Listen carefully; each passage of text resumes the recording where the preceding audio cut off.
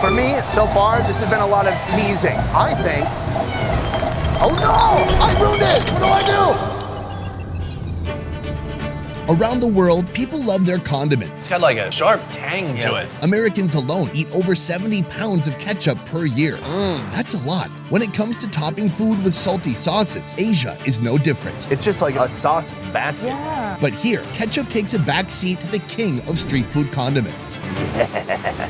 In this exclusive series, we're digging deep into food factories that are mass-producing the affordable and convenient products we all take for granted. This is crucial for developing the chocolate notes. You can't tell, but I'm smiling with chocolatey joy right now. For today's mission, we're exploring the world of chili sauce, how it's made, Now that seems like a fun job. This lady has a rake. to how street food magicians include it in their recipes. It's no longer a side item. It goes right into the final product. We're getting a rare look at a sauce factory where they're producing truckloads of flavor enhancers. I'm talking millions of bottles produced each month. How much chili sauce are you making in a year? 60 triệu chai. That's amazing. So how do they do it? Let's find out. Our destination for today's mission, CHOLIMEX factory. If you're a fan of spice like me, if you're a chili fanatic, then you'll love this place. This is the very beginning of the chili sauce making process. Hun, is that you? I'm here. Oh, it's hard to tell anybody apart. Joining me today, Han, fellow YouTuber from the channel Han Around. Now, what's great about being on the assembly line is by the time they get to us, they've done all the work. What you're seeing now is the result of more than 35 years of non-stop innovation. Decades of engineering poured into designing the most efficient sauce-making machine possible, cranking out truckloads of their best-selling condiment, the ketchup of Vietnam, chili sauce. Have you had this kind of a chili before? No, I thought it must be the very small chili. I don't think it's really big like this. These chilies are picked from local farms and shipped here. First, each chili is quality checked. If it doesn't make the cut, it's gotta go, plummeting into the pit of doom. Next, the chosen ones will ascend through the escalator of hope, plunging into their second trial, the waterfall of life. It's like a giant washing machine, but just for plants. After being hand-picked and machine cleaned, these guys are ready for the grinder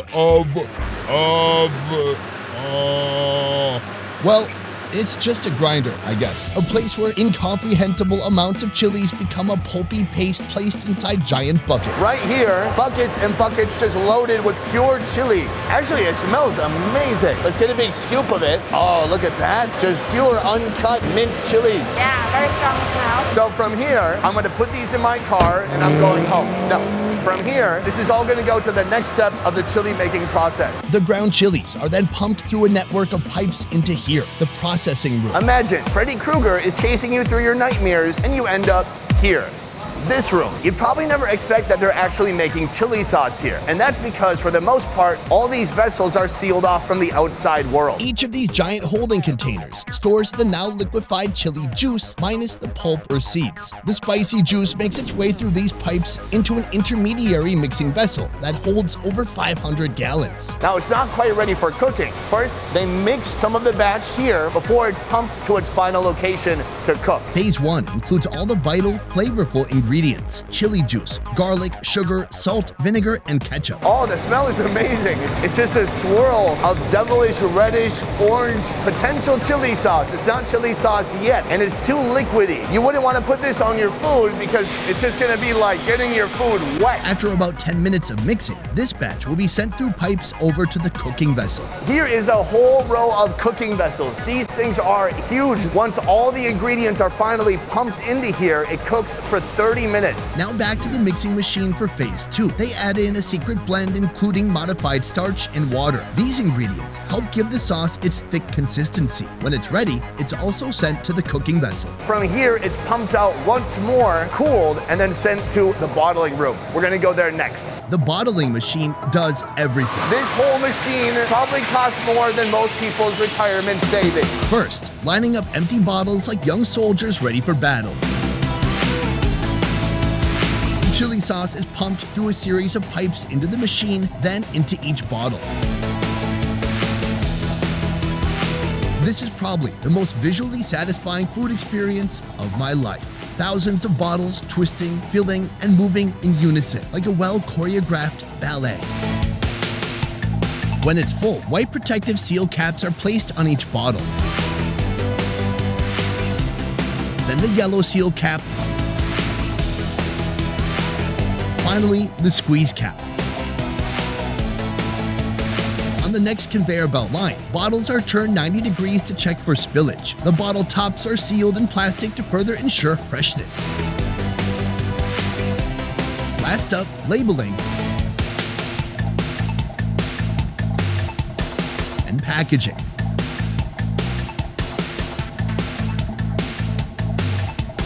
The coolest part to me is that from that production room until now, the chili sauce never touches the environment. There's no opportunity for a nostril hair to fall into it. Body lice, hair lice, not that I have lice. Oh, wow. So when the chili sauce comes off the line, it's actually still a bit warm. And this one is not quite ready. They need to still slap the label on there. Yeah. But this is it, man. This is the signature item. This is what everyone comes here for. For me, so far, this has been a lot of teasing. I think. Oh no! I ruined it! What do I do? Don't ruin it, don't ruin it. It's okay, everything's back to normal. Oh my God, we're gonna be fired. We've been teased all day, these gorgeous fresh chilies. I say we hit the streets and get some street food and just slather it with sauce. What's the best food for chili sauce? I think for me, that pop up in my mind now is fish ball. Are we doing fish balls? No. Oh yeah, we're not doing fish balls, sorry.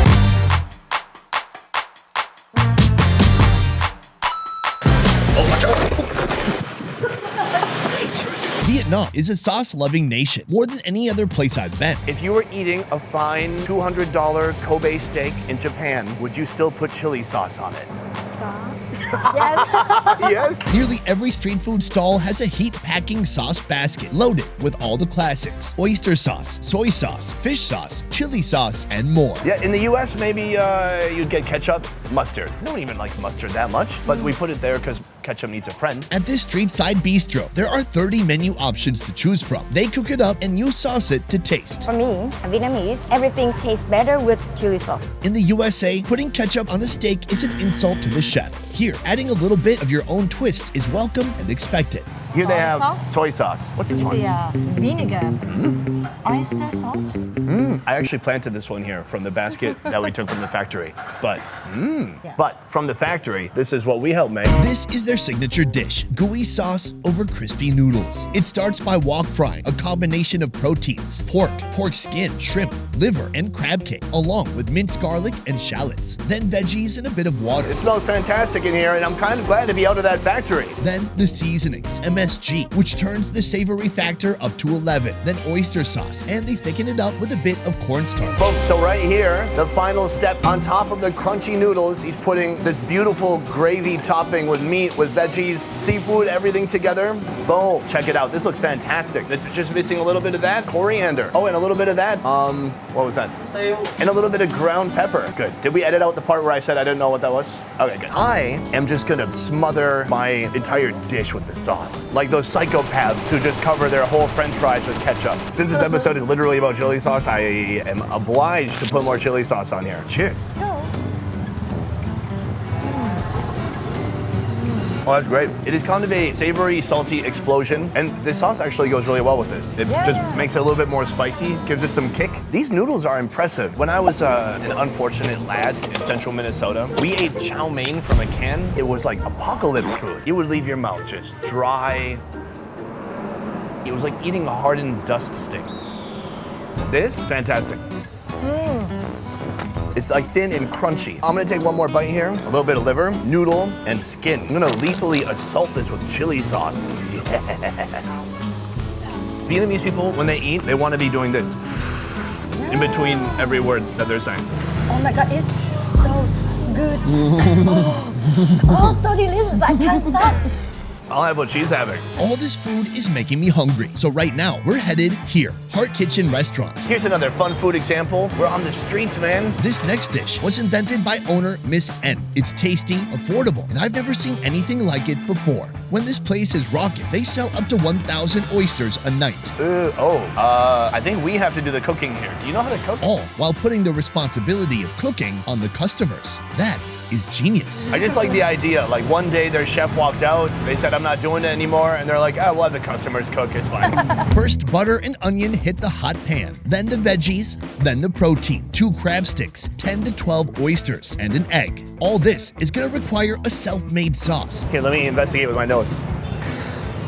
I don't know, something tomatoey. Top this unlikely combination with shredded mozzarella cheese. The chili sauce is waiting on deck. I'm supposed to be drinking and complaining about work, but I'm literally at work and I can't drink. What do we do? We just have half of the bottle. Yeah? Yeah. Wait, yeah? I'm John. Hi, Jai. There you go, warm beer. Ah, bubbles. This is looking fantastic. So I'm gonna get an oyster. I'm gonna grab a little bit of cheese and egg. I don't know the right way, I just started doing it. Usually we will have the bread put into the sauce first, to have a taste first, and then Let's try out this sauce. good enough. I like it. Good enough. Okay, so now I've got an oyster, some cheese on here, a little egg. I'm gonna top that with some chili sauce. It's like an oyster sandwich. The oyster, it melts into the bread, mixed with that delicious cheese, a little bit of kick from chili sauce. The final big bite. You've done it. One more food. Shall we go? Maybe finish chewing.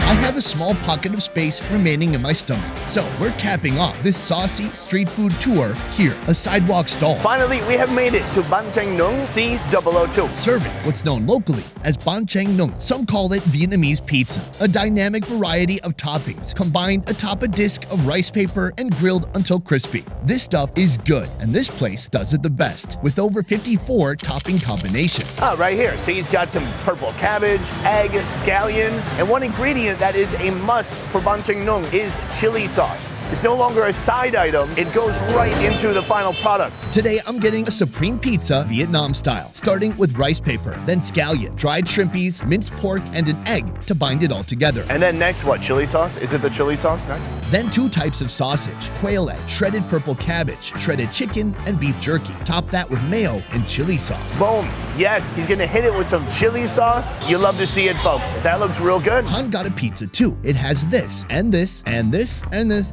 and this, and this, and this. Got it? Okay, let's eat. And there it is. That looks good.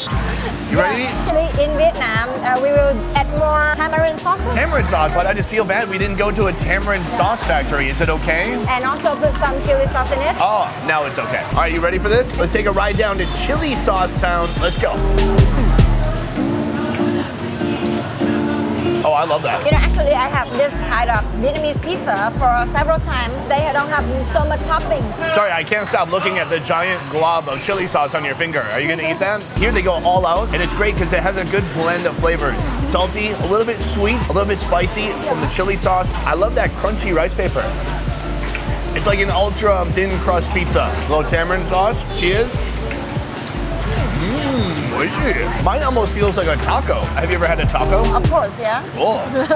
Guys, today we had the most fun possible that you can have at a factory, which isn't as much as you would think. There's like a lot of rules at factories. You think you can just run around and like throw bottles around? You can't do almost anything. For me, all those great food we have today, it just have a great combination with the chili sauce. I wasn't always a fan. I'm still not gonna put it on every single thing ever, but I think now that I know all the energy and time and effort that goes into it, and I understand more about why people love it so much, I have a greater appreciation for the chili sauce. This video is a tip of the cap to condiments, a salute to sauce. You're always there, hanging out on the sidelines, waiting your turn and filling in whenever we need you, but never getting any of the credit. Next time I go out, I eat street food, I see it on the table, I'm gonna give it a little nod of the cap. Hey, I see you, I notice you.